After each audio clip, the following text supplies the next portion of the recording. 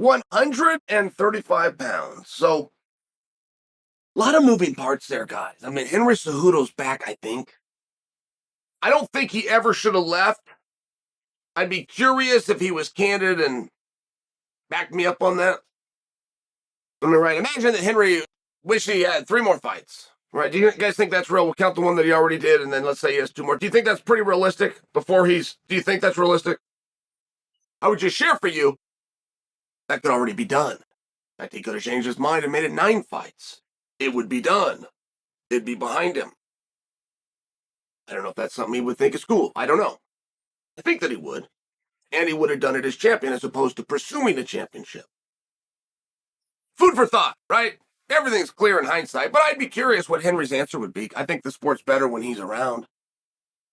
All right, so there's Henry's an interesting one, but always a question mark.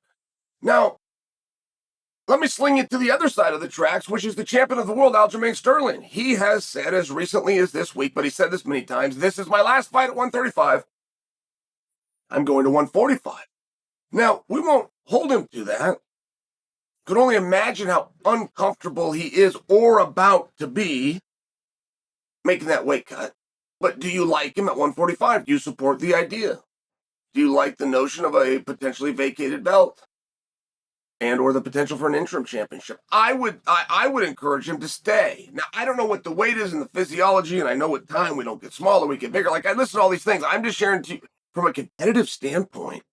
I think that Aljo's hardest work is arguably behind him. I think one of the hardest matches you could find for him is his own teammate, and they're not going to fight. I think one of the hardest matches for him is Henry Cejudo, who we don't know what he's going to do. Oh, by the way, either way, Aljo's already got him. I think that Peter Yan is a nightmare for anybody. And now you got Sugar Sean, the young emerging rising star. If you get past him, it would just seem, arguably, they're all studs. There's a whole bunch more studs coming, but arguably, maybe he's got a lighter schedule than he's used to, at least in the short term. Now, what do you guys think we should do about someone that openly tells us I'm not tough enough to show up? I mean, what do you think about that? Is that too hard a language for me? Because I noticed you don't ever use it. You'll say, well, he was hurt, or he was sick, or he had to pull out, or whatever. You don't seem to care. But when you were growing up, if 2 kids in your class decided they're going to go at it at 3 o'clock and one of them doesn't show, you don't talk about it the next day in terms of the one that didn't show would have won.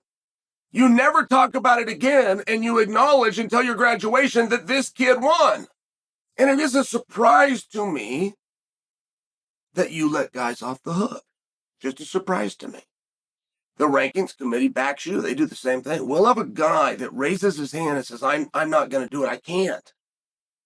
And whatever comes after that, some of it's really tough. You got injuries and things like this. Some of it's very tough conversations. But either way, you have a full admittance by said athlete.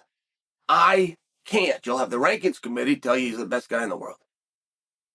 I have no idea how you rectify those. I couldn't begin to fathom how a guy says, I can't even try. I can't even train. I won't even make weight. I'm not even getting on the air. I'm not doing any of these things because I can't. We would accept that. We would definitely accept that. But the rankings committee doesn't. They'll keep them ranked. You don't. You don't care. And the reason I bring it to you is now you can't give credit to guys. You look at what Rob Font's doing. Rob Font should get a ton of credit for taking a short notice fight, which, by the way, is against the killer in Cory Sandhagen. I mean, as far as X's and O's, this is the fight. This is a better, more enjoyable, entertaining watch than what was originally scheduled for Nurmagomedov versus Cory Sandhagen because of styles, in my opinion. I think that you guys would agree with me. This is a real toss-up, Rob and Cory. The other one was not. It was a steamrolling that I guess we're just going to do and book and take place, I guess. And I'm just sharing for you. The guy that was supposed to be the B-side, that was scheduled to take the ass-kicking, is standing there like a man to this day. And the other guy backed down for whatever reason. I'm sure it's a good one. But what do you want to do with that? In the rankings, do you want them still to reflect the guy who openly said, I'm not tough enough to try? but the rankings keep him higher? How does that work? I don't understand that. I didn't grow up with that. I didn't come from that. I don't get it. My dad didn't feel good all the time. He never missed work, and he was a plumber. Woke up every morning. My dad got up when it was dark. He went to bed when it was dark, and he never missed work. It wasn't because he didn't feel good all the time. He had a job to do. He wanted his job. I would never disrespect my father by not showing up for an elected game, a sport, for goodness sake, that I'm asked to do 3 times a year, and that I'm contractually bound to do 3 times a year. I just couldn't imagine.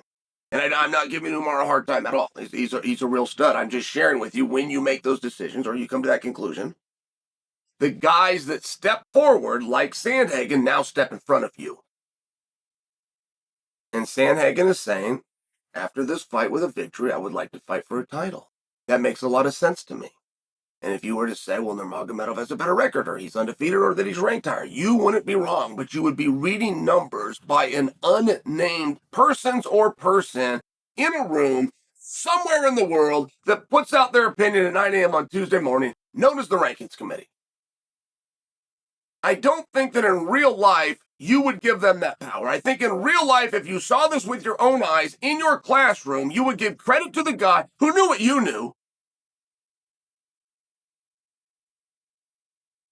It's not as though you all knew that Nurmagomedov was a terrible matchup for Sandhagen, but Cory didn't know. Cory knew too.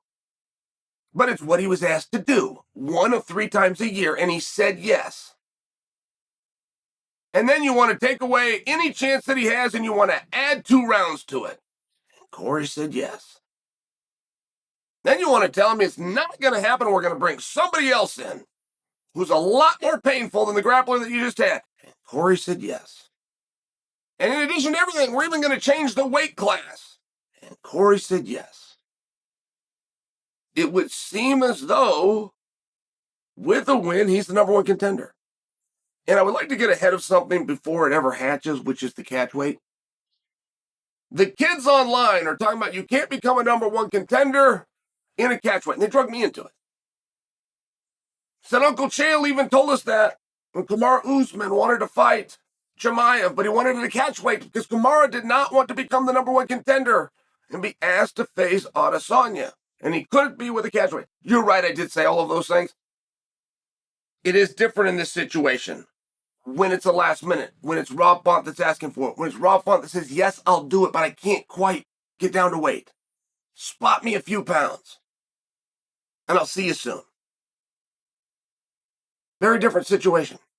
Asking for it to be a #1 contenders match. That sounds right to me, and I hope that it is.